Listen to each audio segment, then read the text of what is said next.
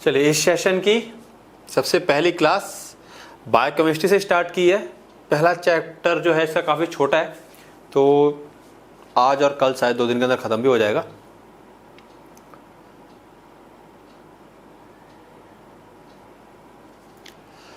Okay, चलिए थोड़ा सा डिस्कस कर लेते हैं। जो बच्चे पुराने हैं, पहले से जुड़े हुए हैं और अब क्लास कर रहे हैं, उनको तरीका पता है। जो बच्चे नए हैं, जिनको आइडिया नहीं है पढ़ाई कैसे करनी है, तो थोड़ा सा समझते हैं। बाद बाकी आप लोग सेकेंड ईयर में हैं, बेसिक आइडिया पूरा है आपको फार्मेसी का। फर्स्ट ईयर आप कवर कर चुके हैं।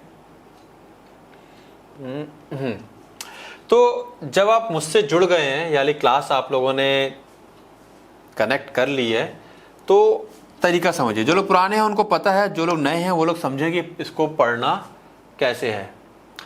ओके, 1 मिनट जरा, ये शायद इसकी लाइट कुछ बैकग्राउंड। ओके, अब ठीक है।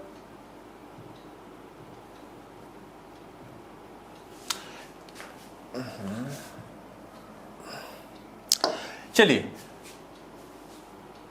तो सबसे पहले नो डाउट जो हमारी क्लास होगी, लाइव क्लास होगी, जो क्लास आप लोग अटेंड करेंगे यहाँ पर, ये वाली क्लास तो आपको देखनी ही देखनी है, पढ़नी ही पढ़नी है। ठीक है, यहाँ पर कुछ भी आपको छोड़ना नहीं है। लाइव क्लास आपकी पर डे होने वाली है। हाँ, कई बार कोई प्रॉब्लम हो जाती है तो गैप हो जाता है एक आध, और बाकी उसके परेशान नहीं होना, क्योंकि अगर गैप होता है तो उसको हम संडे को भी कवर कर देंगे। ठीक है, तो जो लाइव क्लास है इसको आपको अच्छे से पढ़ना है।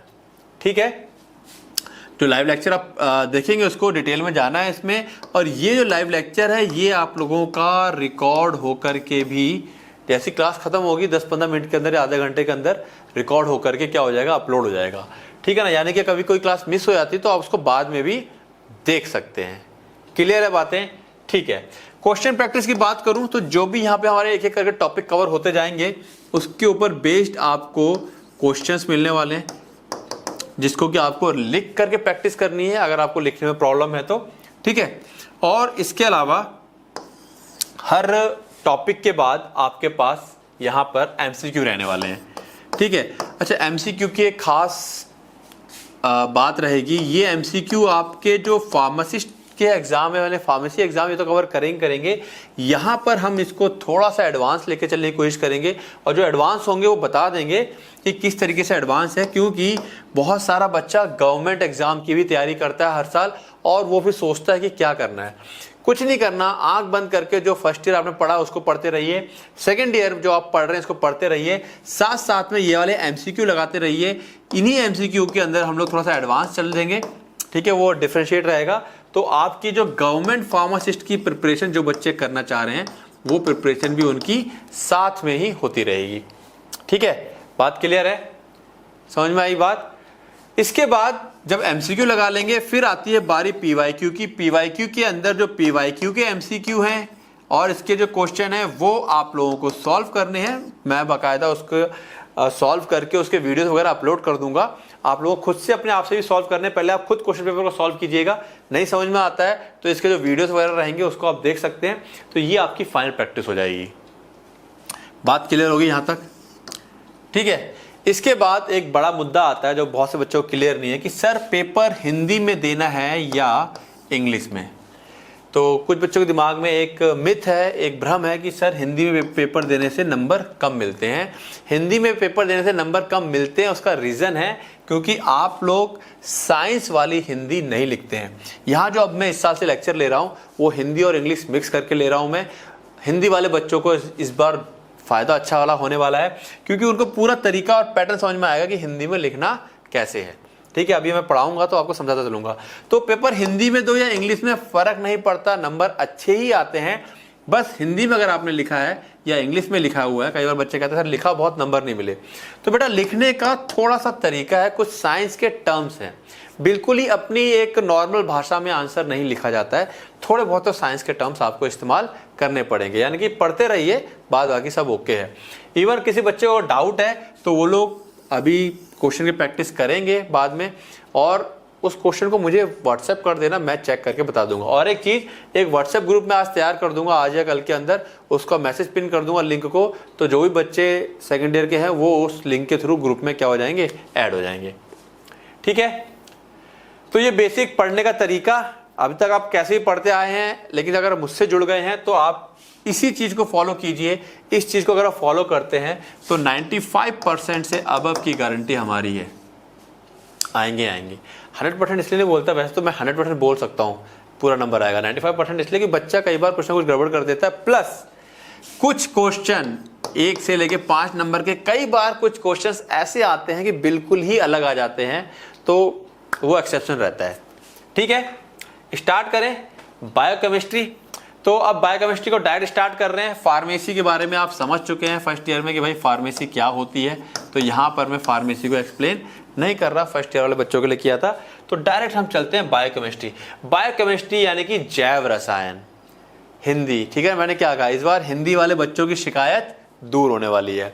तो जैव रसायन, तो नाम से समझ में आ रहा है, यहाँ पर अगर बचपन से जो आप पढ़ते आ रहे हो वहाँ से आपको एक चीज़ समझ में आ रही होगी, हाँ बायोकेमिस्ट्री है। बायो मतलब लिविंग थिंग, और केमिस्ट्री, केमिस्ट्री जो हमारी बॉडी के अंदर मौजूद है, केमिकल रिएक्शंस जो हमारी बॉडी के अंदर मौजूद है, जो प्रोसेस हमारी बॉडी के अंदर हो रही है, उन सब की स्टडी करना ही तो बायोकेमिस्ट्री है। तो आंसर है यस, यही आंसर है इसका।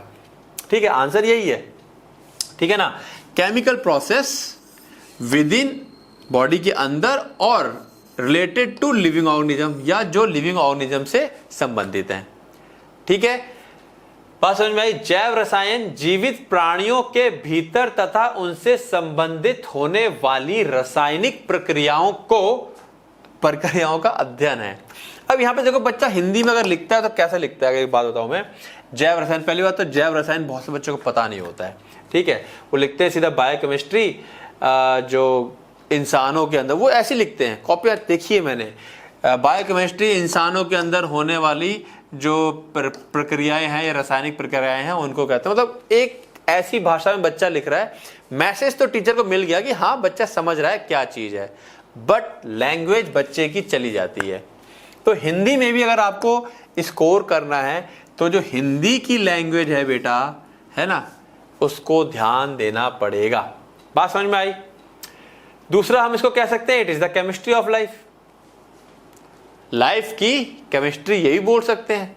ठीक है, इसे जीवन का रसायन भी कहा जाता है। It focus on the molecules that makes up cells. ठीक है, ये कहां फोकस करते हैं, इसका मेन उद्देश्य क्या है, जो जिनसे हमारे सेल्स बने हुए हैं। पूरी दुनिया किसी ना किसी प्रकार के केमिकल से बनी हुई है, एटम से, मॉलिक्यूल से। तो केमिस्ट्री हर जगह एप्लीकेबल है। ठीक है, अगर हमको किसी चीज के बारे में स्टडी करनी है तो हम यहाँ पे फोकस कर रहे हैं कि भाई हमारे सेल किस केमिकल के बने हुए हैं, क्योंकि जो हमारी दवाइयां हैं वो भी केमिकल की होती हैं और बॉडी में जाकर के असर करेंगी। तो ये केमिकल जो बाहर से हम डालेंगे बॉडी के अंदर, वो किस तरीके के केमिकल से रिएक्ट करेगा। ठीक है, जैसे कि प्रोटीन है, डीएनए है, कार्बोहाइड्रेट है, इन सब से मिलकर हमारा सेल बना हुआ है। And the chemical reactions they perform, और वो जो भी केमिकल रिएक्शन परफॉर्म करते हैं उन सब के ऊपर हमारा फोकस होता है। मेटाबॉलिज्म है, सेल का सिग्नलिंग कैसे हो रही है, ठीक है, इंफॉर्मेशन किस तरह से स्टोर कर रहा है बॉडी हमारी, तो ये सब केमिकल प्रोसेस होता है। इसके ऊपर हमारा मेन फोकस रहता है, क्योंकि इन्हीं के अंदर बदलाव ला करके जो केमिकल हम खाएंगे यानी कि मेडिसिन, वो इन्हीं सब के अंदर चेंजेस ला करके हमारी बीमारियों को ठीक करता है।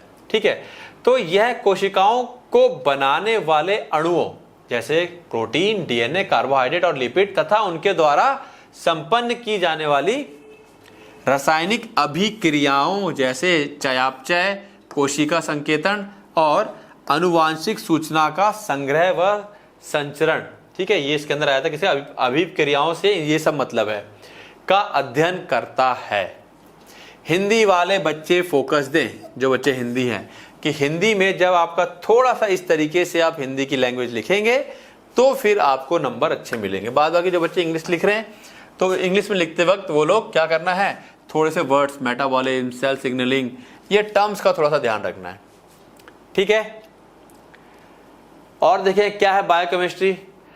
अब बात करें भाई, ये तो हमारा जो वो चीजें आ गई जो हम लोग अभी तक बचपन से पढ़ते आ रहे थे, ये तो डेफिनेशन के अंदर रहेगी ही रहेगी, बट क्योंकि हम लोग फार्मेसी कर रहे हैं तो बायोकेमिस्ट्री को फार्मेसी से कैसे लिंक करें, ठीक है।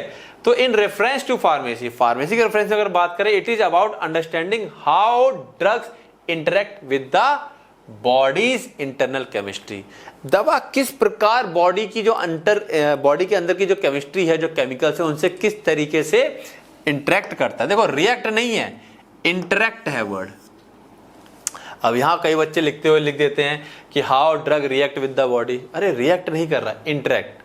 किस तरह से इंटरेक्ट, मतलब जैसे कहते हैं ना कि मेल मिलाप, बोलचाल। रिएक्ट करने का मतलब हो गया रिएक्शन, ठीक है। जब वो इंटरेक्ट करेगा, क्यों इंटरेक्ट करेगा, ट्रीट ठीक करेगा, रोकेगा या डायग्नोस करेगा बीमारी को। तो हमको ये देखना कि बाहर से जो हम केमिकल डाल रहे हैं वो बॉडी के केमिकल को किस तरह से प्रभावित कर रहा है। तो बायो केमिस्ट्री बन गई हमारी, ठीक है। फार्मेसी के संदर्भ में समझें, जैव रसायन ये समझने में सहायता करता है। क्या समझने में? कि दवाएं शरीर की आंतरिक रासायनिक प्रक्रियाओं के साथ किस प्रकार परस्पर क्रिया करती है, ठीक है, ताकि रोगों का उपचार, रोकथाम या निदान किया जा सके। बात समझ में आ रही है? क्लियर है बातें? ओके, बैटरी डाउन हो गई थी, उसे चेंज करना पड़ा। तो फार्मेसी यानी कि फार्मेसी जो सब्जेक्ट था उसके रेस्पेक्ट में समझा, और एक फार्मासिस्ट, ठीक है ना, जो फार्मासिस्ट है उसके लिए बायोकेमिस्ट्री का क्या रोल है, यानी कि उसके अगर हम दृष्टिकोण से देखें, ठीक है, यानी कि बायोकेमिस्ट्री इन प्रैक्टिस की बात करें तो यानी कि फार्मासिस्ट का दृष्टिकोण, उसमें क्या है, फार्माकोडायनेमिक मैकेनिज्म ऑफ एक्शन। किस प्रकार जो दवा है बॉडी में जाके एक्शन करती है, तो वहां पे जो एक्शन करेगी वो सब केमिकल प्रोसेस के तौर पे होगी, ठीक है ना। तो बायोकेमिस्ट्री एक्सप्लेन करती है हाउ एंड व्हाई, कैसे और क्यों कोई दवा काम करती है, ठीक है। Most drugs are design to interact with specific biological molecule. हर हमारी बॉडी में जो खास तरह के बायोलॉजिकल मॉलिक्यूल्स होते हैं, प्रोटीन्स हैं, एंजाइम्स हैं, रिसेप्टर्स हैं, उनका खास तरीके का स्ट्रक्चर है। तो कोई दवा उसी से ही जाके जो रिएक्ट कर रही है और आल्टर कर रही है बायोकेमिकल पाथवे, और कोई केमिकल प्रोसेस को बदल दे रही है। ये सब समझने के लिए हमको किसी जरूरत पड़ने वाली है, बायोकेमिस्ट्री की। तो फार्माकोडायनेमिक्स जो इसका एक पार्ट है, यानी कि इसमें क्रियाविधि को समझते हैं हम लोग। जैव रसायन ये समझाता है समझाता है कि दवा कैसे और क्यों कार्य करती है। ये बायोकेमिस्ट्री की हेल्प से हम लोग समझ सकते हैं। अधिकांश दवाएं विशिष्ट जैविक अणुओं के साथ परस्पर क्रिया करने के लिए बनाई जाती है। बात समझ में आ रही है? जिससे किसी जैव रासायनिक मार्ग में परिवर्तन लाकर वांछित चिकित्सीय प्रभाव उत्पन्न किया जा सके। तो हिंदी वाले बच्चे ध्यान दें, हिंदी ऐसे ही नहीं लिख देनी है कि हाँ दवाई खाई और दवाई ने असर किया तो हो गया, ठीक है ना। तो ये जो लैंग्वेज है थोड़ी सी हिंदी की, ये हिंदी वाले बच्चे नहीं लिख पाते हैं, या जो भी कोई कारण है इसकी वजह से नहीं लिख पाए, तो नंबर थोड़ा सा स्कोर कट जाता है, ठीक है। दूसरा हम लोग फार्माकोकाइनेटिक पढ़ते हैं। Biochemistry governs how the body handles a drug absorption. Biochemistry हम बताते हैं कि बॉडी किस तरह से ड्रग को डील करती है। एब्जॉर्ब हुआ, बॉडी में पहुंचा, फिर वो बॉडी से बाहर निकलता है यूरिन के थ्रू, ठीक है।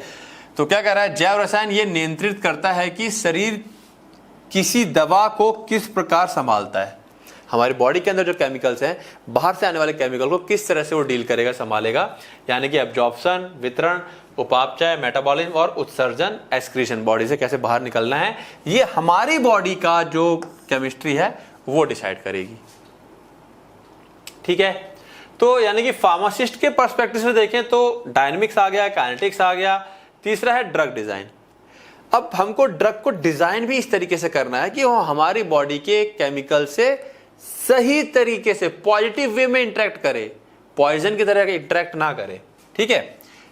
By studying the 3D structure of receptor. जो रिसेप्टर्स होते हैं कहाँ पाए जाते हैं, ये सेल है, सेल के ऊपर क्या होते हैं, रिसेप्टर्स होते हैं, यहीं पर आकर के दवा एक्ट करती है। तो इस रिसेप्टर का 3D स्ट्रक्चर को हम लोग स्टडी करते हैं, क्या केमिकल है, किससे बना हुआ है, क्या शेप है, उसका एक्टिव साइट, ठीक है, और an active site of enzyme. Enzyme के अगर एक्टिव साइट की बात करूं, अगर आपको एंजाइम का आइडिया हो तो एंजाइम आप लोगों ने कुछ ऐसा पढ़ा होगा, ठीक है ना। और ये जो हिस्सा होता है, ठीक है, ये जो हिस्से हैं, ये जो हिस्सा है एंजाइम का, ये हर जगह जो है ये कहलाते हैं एक्टिव साइट या एंजाइम के पॉकेट्स बोलते हैं। कोई भी हमारा जो केमिकल है वो इन्हीं पॉकेट्स में आकर फंसता है और फिर रिएक्शन करता है। तो हमको दवा का डिजाइन इस तरह सेट करना है, अगर एंजाइम के ऊपर एक्ट करवाना है, कि वो इसी वाले एंजाइम के इस वाले पॉकेट में आकर क्या हो जाए, फिट हो जाए। जो बचपन से हम लोग पढ़ते हैं लॉक एंड की हाइपोथेसिस, वो बेस्ड होती है यहाँ पर। ठीक है, तो by studying the 3D structure of receptor, या तो रिसेप्टर की स्टडी करते हैं, एक्टिव साइट ऑफ एंजाइम को पढ़ते हैं, scientist can design drug molecule that fit perfectly. वो डिजाइन इस तरह से करते हैं कि वो फिट हो जाए यहाँ परफेक्टली।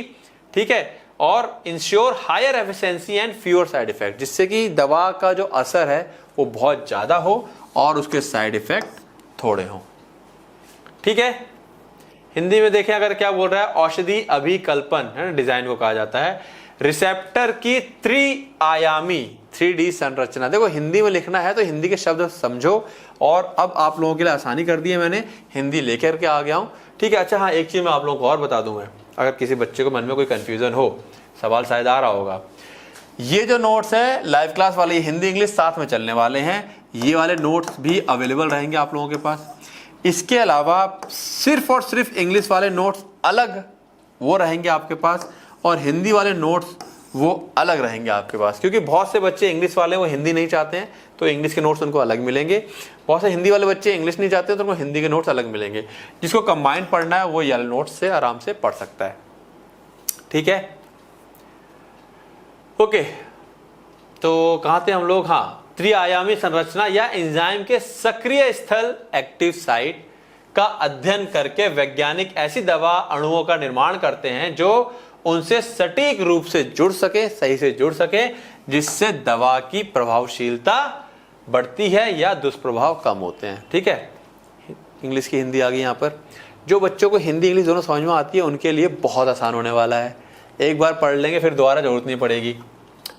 तीसरा अगर हम देखें फार्मासिस्ट का पर्सपेक्टिव, तो क्लिनिकल बायोकेमिस्ट्री यानी कि diagnostic. Pharmacist are often involved in interpreting laboratory report. Lab की रिपोर्ट पढ़नी पड़ती है आए दिन फार्मासिस्ट को। नोइंग बायोकेमिकल नॉर्म्स, अगर उसे बायोकेमिकल टर्म्स या रिएक्शंस प्रोसेस सारी पता है, जो कि क्या होता है पेशेंट को काउंसलिंग करते वक्त उसको काफ़ी हेल्प होती है। ठीक है, नैदानिक जैव रसायन में क्या है, फार्मासिस्ट अक्सर प्रयोगशाला रिपोर्टों की व्याख्या करने में शामिल होते हैं, उनको व्याख्या करते हैं। रोगियों को उचित परामर्श देने के लिए जैव रासायनिक मानकों का ज्ञान अत्यंत आवश्यक है। तो एज अ फार्मासिस्ट आपको क्यों पढ़ना है या क्यों जानना है बायोकेमिस्ट्री, ये उसका मतलब था कि है ना भाई, कोई सब्जेक्ट अगर है, फार्मेसी आप पढ़ रहे हैं, मतलब फार्मेसी कर रहे हैं, उसमें बायोकेमिस्ट्री है, ये है, वो सब्जेक्ट का रोल क्या है, क्यों पढ़ रहे हैं आप वो। ठीक है, तो ये फार्मासिस्ट के पर्सपेक्टिव या उसके पॉइंट ऑफ व्यू से बातें थी सारी। ठीक है, स्कोप को बहुत अच्छे से समझ लो, बच्चा बड़ा कंफ्यूज होता है स्कोप से कि स्कोप का मतलब क्या। तो हाँ, स्कोप का मतलब एक सिंपल भाषा में समझे, जहां जहां जिस जिस फील्ड में बायोकेमिस्ट्री पढ़ने के बाद आपके लिए जॉब क्रिएट हो रही है उसको हम स्कोप बोल सकते हैं। डेफिनेशन या थ्योरेटिकल समझने की बात करें, जहां कहीं पे भी बायोकेमिस्ट्री एक्ट कर रही होगी, काम कर रही होगी, ऑपरेट हो रही होगी, या किसी प्रोसेस को या घटना को कंट्रोल कर रही होगी, ठीक है, वहां उसका स्कोप होगा या माना जाएगा। हिंदी में समझो, स्कोप का अर्थ क्या है, उस क्षेत्र से है जिसमें कोई वस्तु या विषय कार्य करता है, संचालित होता है या शक्ति या नियंत्रण रखता है। अब अगर कहीं पे बायोकेमिस्ट्री है तो वहां पे बायोकेमिस्ट चाहिए होगा, जॉब क्रिएट हो गई। दोनों तरीके से समझ सकते हैं इसको हम लोग। ठीक है, तो बिल्कुल भी कंफ्यूजन नहीं लानी है। अब ये क्वेश्चन आता है कई बार डायरेक्ट, अब डिफाइन बायोकेमिस्ट्री तो कर लोगे, ये वाला क्वेश्चन कई बार आता है डायरेक्ट, भाई write down the scope of biochemistry in pharmacy, या सीधा लिख के आएगा write down the scope of biochemistry. तो बायोकेमिस्ट्री के स्कोप फार्मेसी वाले लिखने हैं, इधर उधर वाले मत लिख देना। बच्चा करता क्या है, नेट वेट पे डाल देता है स्कोप ऑफ बायोकेमिस्ट्री, तो उसमें दुनिया भर के आ जाते हैं। हमको पढ़ने कौन से हैं, फार्मेसी वाले स्कोप पढ़ने हैं। कौन से पढ़ने हैं, फार्मेसी वाले। क्लियर है, ओके, ठीक है। ये क्वेश्चन कई बार डायरेक्ट आता है। और एक चीज मैं फिर बता रहा हूं, बिल्कुल बात को ना जहां पढ़ते हो वहां लिख लो। कभी भी एग्जाम में कोई भी क्वेश्चन आएगा, मान लो यही आ गया स्कोप ऑफ बायोकेमिस्ट्री, क्वेश्चन की शुरुआत डायरेक्ट नहीं करनी है आप लोगों को। आप लोग सबसे पहले क्या करोगे, क्वेश्चन ये आ गया, आंसर लिखने के बाद सबसे पहले आप क्या दोगे, डेफिनेशन दोगे। किसकी, अब यहां पर स्कोप ऑफ बायोकेमिस्ट्री पूछ रहा है तो बायोकेमिस्ट्री की डेफिनेशन दीजिए सबसे पहले। हर क्वेश्चन में सबसे पहले डेफिनेशन दीजिए। डेफिनेशन पढ़ने के बाद टीचर को अच्छा लगता है कि इस सब्जेक्ट की, टॉपिक की नॉलेज है बच्चे को। प्लस वो कहीं ना कहीं अगर आप कुछ नहीं आता है, डेफिनेशन याद कर लोगे ना, तो आप देखोगे डेफिनेशन से ही आपके फाइनल एग्जाम में कम से कम 10 से 15 क्वेश्चन आ रहे हैं। बात समझ में आई? तो ठीक है, चलते हैं आगे बायोकेमिस्ट्री में। तो ड्रग डेवलपमेंट एंड डिजाइन, भाई जाहिर सी बात है, ड्रग का जो डेवलपमेंट करना है, डिजाइन करना है, हम बायोकेमिस्ट्री हमारी बॉडी में कैसा केमिकल है उसके अकॉर्डिंग करते हैं। ठीक है, औषधि विकास है अभिकल्पन, तो हेल्प करता है identify biochemical pathway and target. हमारी बॉडी में बायोकेमिकल पाथवे, कौन सा केमिकल रास्ता है जिससे कोई चीज बन रही है या कौन सा टारगेट है, उसको ढूंढने में हम लोग बायोकेमिस्ट्री की हेल्प से ढूंढते हैं, एंजाइम्स और रिसेप्टर्स को। ठीक है, जैव रासायनिक मार्गों एवं लक्ष्यों की पहचान करने में सहायता करता है कौन, बायोकेमिस्ट्री। तो यहाँ पे इसका स्कोप हो गया। Aids in designing molecule that interact effectively with biological system, ये हमारी हेल्प करता है मॉलिक्यूल को डिजाइन करने में जो काफी प्रभावशाली तरीके से हमारे सिस्टम से क्या करे, इंटरेक्ट करे। जैसे कि यहां मैंने अभी ऊपर बताया था कि अगर एंजाइम में आपको कोई मॉलिक्यूल फिट करवाना है तो उसके हिसाब से हमें डिजाइन करना पड़ेगा। डिजाइन का मतलब क्या है मैं आप लोगों को बता दूं, अगर किसी को नहीं पता है। मान लो हमारे पास ये कोई मॉलिक्यूल है, यहाँ पे Cl लगा हुआ है। अब मेरे को लग रहा है कि यार इसमें अगर मैं क्या OH और जोड़ दूं तो और ज्यादा इफेक्टिव हो जाएगा। हमने इसमें OH जोड़ दिया, लो ये डिजाइन हो गया। इसी को डिजाइन कहा जाता है। यहाँ पे कोई कलाकारी या पेंटिंग या आर्टिस्ट नहीं होती है। अच्छा, हमने सोचा कि अच्छा ये OH हो गया, ये अभी भी इसके अंदर थोड़े साइड इफेक्ट हैं, इसके अंदर अगर एक डबल बॉन्ड और लगा दिया जाए तो ये कम वो हो जाएगा, टॉक्सिक, तो लग गया। ये डिजाइनिंग कर रहे हैं हम लोग, इसकी एफिकेसी को बढ़ा रहे हैं, टॉक्सिसिटी को कम कर रहे हैं, इसी को डिजाइनिंग कहा जाता है। क्लियर? ओके, ऐसी औषधि अणुओं के निर्माण में सहायक होता है जो जैविक तंत्रों के साथ प्रभावी रूप से क्रिया कर सके। ठीक है, हेल्प करता है इस चीज में हमको, मॉलिक्यूल को डिजाइन करने में। Understanding drug mechanism of action, जो ये तो सबसे ज्यादा इंपॉर्टेंट हो गया। भाई दवा हमारी बॉडी में जाके क्या केमिकल रिएक्शन कर रही है, क्या केमिकल प्रोसेस कर रही है, उसको समझने में हेल्प करती है कौन, बायोकेमिस्ट्री। औषधियों की क्रियाविधि, मैकेनिज्म ऑफ एक्शन को समझने में हेल्प करता है। ये एक्सप्लेन करता है how drugs alter biochemical reaction, body के अंदर जाने के बाद किस प्रकार कोई जो नेचुरल प्रोसेस चल रही है या बीमारी की वजह से कोई प्रोसेस हो रही है, उसमें किस प्रकार से जो दवा खाते हैं केमिकल्स वो बदलाव ले आते हैं और उस केमिकल प्रोसेस को बंद करते हैं या बदल देते हैं। ठीक, यह समझाता है कि दवाएं जैव रासायनिक अभिक्रियाओं में किस प्रकार परिवर्तन लाती है। ठीक है, okay, provides insight into enzyme inhibition. Enzyme inhibition मतलब एंजाइम को रोकने में किस प्रकार से कोई केमिकल काम करता है, रिसेप्टर के साथ मॉलिक्यूल को बंधने में किस तरह से काम करता है, एंड सिग्नलिंग पाथवे, किसी पाथवे के अंदर सिग्नल प्रोसेस है वो कैसे काम करती है। एंजाइम अवरोधन, रिसेप्टर बाइंडिंग तथा सिग्नलिंग मार्गों की जानकारी प्रदान करता है। बायोकेमिस्ट्री पढ़ेंगे तभी हमको ये सारी प्रोसेस मिल पाएंगी और उसी के हिसाब से फिर हम अपना ड्रग बनाएंगे। ठीक है, क्लियर है बातें? डिजीज डायग्नोसिस एंड ट्रीटमेंट, रोगों का निदान एवं उपचार। अब देखो हर चीज कहीं ना कहीं, ये सारे पॉइंट आपको दिख रहे होंगे, यार ये तो हम पहले पढ़ चुके हैं, सारे पॉइंट आप पहले जानते हैं, उसको आप लिखने के तरीके में थोड़ा सा डिफरेंस ले आना है। ठीक है, बायोकेमिस्ट्री के टर्म्स के हिसाब से आपको लिख देना है। क्लियर है बातें? ओके, तो क्या कह रहा है, बायोकेमिकल मार्कर। देखो ये क्या होते हैं बायोकेमिकल मार्कर्स, ये आप सेकेंड ईयर में अभी और डिटेल में पढ़ेंगे, बायोकेमिस्ट्री में चैप्टर्स आएंगे। फिलहाल बता दूं, बायोकेमिकल मार्कर्स ऐसे केमिकल्स या ऐसे एंजाइम्स होते हैं तो वो किसी खास बॉडी के टिश्यूज में या ऑर्गन्स में ही पाए जाते हैं, तो उनको मार्कर कहा जाता है, इसीलिए कि हाँ ये मार्कर है, इससे इसकी पहचान होती है। ये हेल्प करते हैं डायग्नोज डिजीज। लिवर एंजाइम्स बहुत सारे हैं, ठीक है, ब्लड ग्लूकोज लेवल है। तो बायोकेमिकल मार्कर, जैव रासायनिक सूचक रोगों के निदान में सहायक होते हैं। अब कौन सा केमिकल, जैसे लीवर से बहुत सारे याद नहीं आ रहा है, बहुत से केमिकल्स ऐसे हैं, एंजाइम्स ऐसे हैं जो सिर्फ और सिर्फ लीवर जब डैमेज होता है तभी बॉडी के अंदर बढ़ते हैं, अदरवाइज नहीं बढ़ते हैं। ठीक है। Biochemistry is used in monitoring treatment response.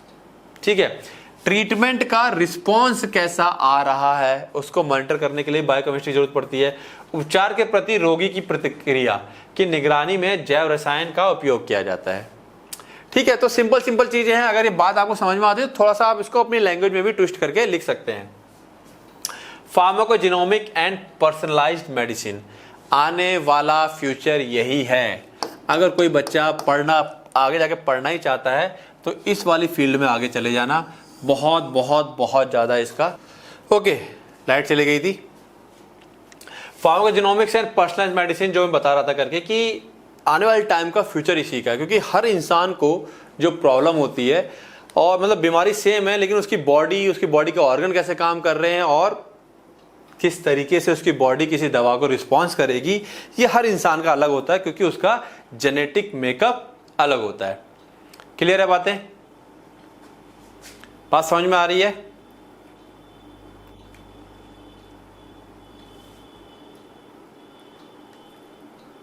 Okay, ठीक है। तो फार्माकोजेनोमिक्स, क्योंकि यहां पे जीन्स आ गए अब। ठीक है, स्टडीज, यहां पे हम लोग क्या स्टडी कर रहे हैं? Studies genetic and biochemical variation affecting drug metabolism. Genes किसी के जेनेटिक पैटर्न के हिसाब से किस प्रकार दवाइयां अलग अलग तरीके से अफेक्ट करती हैं। दवा का उपापचय को प्रभावित करने वाले अनुवांशिक एवं जैव रासायनिक भिन्नताओं का अध्ययन करता है। ठीक है, यानी कि जेनेटिक्स की वजह से किस प्रकार मेटाबॉलिज्म अलग है या दवाइयों का जो मेटाबॉलिज्म है वो डिफरेंट हो रहा है। ठीक है, तो ये आने वाले टाइम का फ्यूचर है कहीं ना कहीं। इसको अगर आगे जाके कैरियर बनाते हैं तो काफी फायदेमंद होने वाला है। नेक्स्ट है aims at individual specific therapy based on biochemical profile. ठीक है, वही बात आ गई कि बायोकेमिकल प्रोफाइल के हिसाब से कि बॉडी में जो उसके बायोकेमिकल है, ठीक है, वो किस प्रकार से, उसके हिसाब से उसको दवाइयां दिया जाना। जैव रासायनिक प्रोफाइल के आधार पर प्रत्येक व्यक्ति के लिए उपयुक्त उपचार प्रदान करने का प्रयास करता है। तो ये मैंने कहा कि आने वाले टाइम का फ्यूचर है कि भाई बायोकेमिस्ट्री हर इंसान की अपनी अपनी अलग अलग होती है और उसके अकॉर्डिंग अब आने वाले टाइम पे दवाइयां दी जाएंगी। पांचवा है क्लिनिकल केमिस्ट्री, यानी कि नैदानिक रसायन विज्ञान। यहाँ पे इन्वॉल्व होती है laboratory testing of blood, urine, tissue for drug effects and toxicity. भाई जितना भी केमिकल ब्लड टेस्टिंग कर रहे हैं, टिश्यू की टेस्टिंग कर रहे हैं, वो हर चीज उसमें है क्या? केमिकल ही तो है, केमिकल रिएक्शन ही तो है। तो वही कह रहा है laboratory testing of blood, urine and tissues for drug effects. Tissues के ऊपर दवाइयों का असर आ रहा है, वो सारे काम किसके अंदर आ गए? क्लिनिकल केमिस्ट्री के अंदर आ गए। रक्त, मूत्र तथा ऊतकों की प्रयोगशाला जांच के माध्यम से दवाओं के प्रभाव एवं विषाक्तता का अध्ययन। ठीक है, तो इस प्रकार से हम लोग बायोकेमिस्ट्री के हेल्प से दवाओं का क्या कर रहे हैं? स्टडी कर रहे हैं। Essential for therapeutic drug monitoring and diagnosis. Therapeutic दवा दे दी है, अब बॉडी में क्या चेंजेस आ गए हैं, ठीक है, उसकी मॉनिटरिंग के लिए भी क्या अगेन टेस्टिंग वगैरह होगी, तो केमिकल्स की जरूरत पड़ेगी। तो चिकित्सीय औषधि निगरानी एवं रोग निदान के लिए अत्यंत महत्वपूर्ण है। कौन? बायोकेमिस्ट्री हमारी। तो बायोकेमिस्ट्री का स्कोप बहुत ज्यादा है, कई जगह इस्तेमाल होती है। Pharmaceutical analysis, biochemical techniques analysis, यानी कि हम लोग क्या कर रहे हैं? एक तरह से दवाइयों की जांच वगैरह करते हैं। तो बायोकेमिकल टेक्निक्स यानी कि स्पेक्ट्रोफोटोमेट्री हो गया, क्रोमेटोग्राफी हो गया, इन टर्म से आप लोग अच्छे से वाकिफ होंगे। अब are used to analyse drug purity, concentration and activity. ठीक है ना, ड्रग कितना प्योर है, कितना कंसंट्रेट है, उसकी क्या एक्टिविटी है, वो सारी चीजें पता चल जाती हैं। तो औषधीय विश्लेषण, जैव रासायनिक तकनीकों जैसे कि स्पेक्ट्रोफोटोमेट्री एवं क्रोमेटोग्राफी का उपयोग दवाओं की शुद्धता, सांद्रता एवं सक्रियता के विश्लेषण हेतु किया जाता है। Again biochemistry. इसमें हम ये भी देखते हैं कि कोई मेडिसिन हमारी बॉडी में जाकर कितनी ज्यादा एक्टिव हो रही है। Understanding physiology and pathology, body की फिजियोलॉजी, बॉडी काम कैसे कर रही है, कैसे वो खाने को तोड़ दे रही है। हम लोग जानते हैं रोटी खाया, कार्बोहाइड्रेट ग्लूकोज में टूट गया, प्रोटीन अमीनो एसिड में टूट गया, ये सब कैसे पता चलेगा? बायोकेमिस्ट्री की हेल्प से। तो शरीर क्रिया विज्ञान एवं रोग विज्ञान की समझ। अच्छा, कोई केमिकल प्रोसेस बदल जाती है हमारी बॉडी में, जो नॉर्मल केमिकल प्रोसेस होती है बीमारी के समय वो बदल जाती है, तो बीमारी के समय वो केमिकल प्रोसेस कैसी हो रही है उसकी भी जांच पड़ताल करेंगे, तो वो बायोकेमिस्ट्री के अंदर आ जाएगा। Explains the biochemical basis of health and disease. ठीक है, हेल्थ और डिजीज का बायोकेमिकल रीजन क्या है उसके बारे में पता लगाते हैं। स्वास्थ्य एवं रोगों के जैव रासायनिक आधार को स्पष्ट करता है। Crucial for pharmacist to understand how disease alter body function. Pharmacist के लिए ये जरूरी है क्योंकि किस प्रकार से जो बीमारी होती है हमारी बॉडी के फंक्शंस केमिकल प्रोसेस को बदल रही है उसका पता लग जाता है। फार्मासिस्टों के लिए ये समझना आवश्यक है कि रोग शरीर की सामान्य क्रियाओं को किस प्रकार प्रभावित करता है, वहां पे भी बायोकेमिस्ट्री की जरूरत पड़ेगी। बायोटेक्नोलॉजी एंड बायोफार्मास्यूटिकल्स, इसमें क्या है, involve production of recombinant drug, monoclonal antibodies and vaccine using biochemical method. जब हम लिविंग थिंग्स रिकॉम्बिनेंट डीएनए का इस्तेमाल करके, मोनोक्लोनल एंटीबॉडीज बॉडी के अंदर से एंटीबॉडीज को निकाल करके, और वैक्सीन यानी कि यहाँ पर क्या लिविंग्स और केमिकल दोनों को मिला करके हम दवाइयां बना रहे हैं, तो बायोटेक्नोलॉजी आ गई। ठीक है, तो वहां पे भी क्या है, हमारी बायोकेमिस्ट्री इन्वॉल्व होगी। जैव प्रौद्योगिकी एवं जैव औषधियां, जैव रासायनिक विधियों द्वारा पुनः संयोजक जिसे रिकॉम्बिनेंट कहा जाता है, औषधियों, मोनोक्लोनल एंटीबॉडी तथा टीकों के उत्पादन में योगदान देता है कौन, बायोकेमिस्ट्री। तो हर जगह इसका उपयोग है। बायोकेमिस्ट्री नहीं जानते होगे तो ये काम नहीं कर पाओगे। Nutraceuticals and metabolic disorders. Nutraceuticals क्या होते हैं, ऐसे हर्बल्स जिसको खाने से, मतलब हम आयुर्वेदिक दवाइयों की बात नहीं कर रहे हैं, जैसे कि टमाटर उसका लाइकोपीन होता है वो हेल्प करता है, एंटीऑक्सीडेंट होता है वो, लहसुन गार्लिक, ठीक है ना, तो उसको खाने से बीपी कम हो जाता है। तो ऐसी चीजें जिनको हम खाएं तो हमारा क्या हो, बीमारी ठीक हो जाए, that is called nutraceuticals. And metabolic disorders यानी कि न्यूट्रास्यूटिकल्स है उपापचयी विकार। Guides formulations of supplements and dietary agents. अब हमारी बॉडी में जाकर के ये किस तरह काम करते हैं उसके हिसाब से हमको गाइड करती है कि भाई क्या फॉर्मुलेशन होना चाहिए सप्लीमेंट, क्या खाना देना है और क्या डाइट होनी चाहिए। जब खाना क्या करता है बॉडी में पता होगा तभी तो हो पाएगा। पोषक अनुपूरकों एवं आहार संबंधी उत्पादों के निर्माण में मार्गदर्शन प्रदान करता है। Help manage disorder like diabetes, hyperlipidaemia and obesity biochemically. अब खाने के हिसाब से क्या खाना है, चीनी नहीं खानी है, डायबिटीज है, हाइपरलिपिडीमिया, कोलेस्ट्रॉल बढ़ा हुआ है, मोटापा बढ़ा हुआ है, तो न्यूट्रास्यूटिकल्स की हेल्प से वो बॉडी में किस तरह से केमिकली इन सब चीज़ों को अफेक्ट करेगा, हम इन बीमारियों को क्या कर सकते हैं, कंट्रोल कर सकते हैं। तो अगेन बायोकेमिस्ट्री। मधुमेह, हाइपरलिपिडीमिया तथा मोटापा जैसे विकारों के जैव रासायनिक प्रबंधन में सहायता करता है। केमिकली ये हमारी बॉडी में जब मोटापा हो जाएगा, डायबिटीज हो जाती है, तो केमिकली क्या चेंजेस आ गए हैं उसका अध्ययन कर लेंगे, तो उसको मतलब क्या दूर करने में हमारी क्या हो जाएगी, हेल्प हो जाएगी। उसके लिए अगेन हमको क्या चाहिए, बायोकेमिस्ट्री। 10th है academic and research opportunity. Obviously बात है, टीचर बन सकते हैं आप लोग।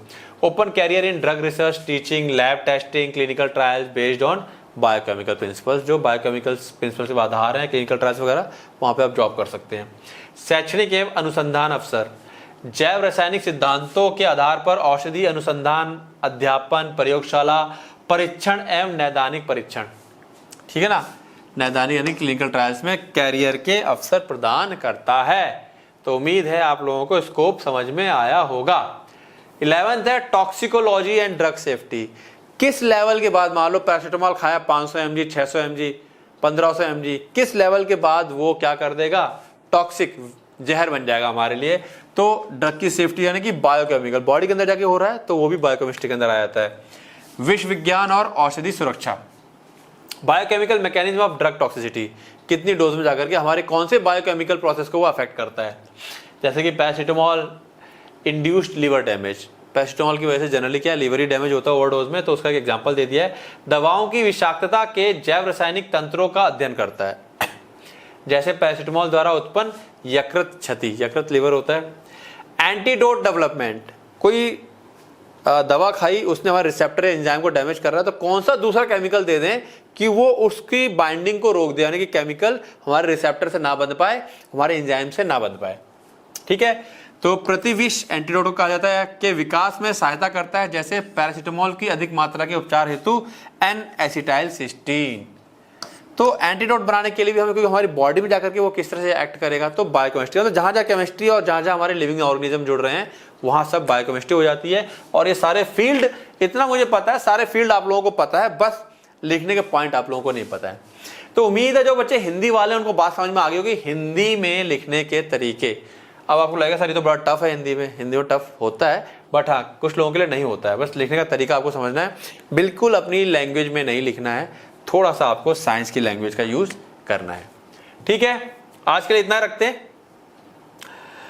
कल पहला एक टॉपिक और बचा फर्स्ट चैप्टर से, उसको कल खत्म कर देंगे। ओके, तो इसको पढ़ो, रिवाइज करो। किसी को किसी टाइप का कोई प्रॉब्लम आता है तो मुझे, वैसे सबके पास मेरा नंबर होना चाहिए, आप लोग जो कोर्स को बाय करते हो तो जो आपको PDF आता है उसमें भी मेरा नंबर है। उसके बाद भी अगर किसी को दिक्कत है तो लिख लो 817 684 1533, इस पर मेरे को व्हाट्सएप करें, दिन के समय कॉल करें। ठीक है, आपको कोई समस्या है मैं ग्रुप बना दूंगा और सब बच्चे उस ग्रुप में जुड़ जाएंगे, व्हाट्सएप वाले लिंक भेज दूंगा मैं। ठीक है, तो उससे आप सब लोग जुड़ जाइए, तो वहाँ पे ज़्यादा ईजी हो जाएगा हम लोगों के लिए। ठीक है, तो पढ़ते रहो, रिवाइज करते रहो। All the best.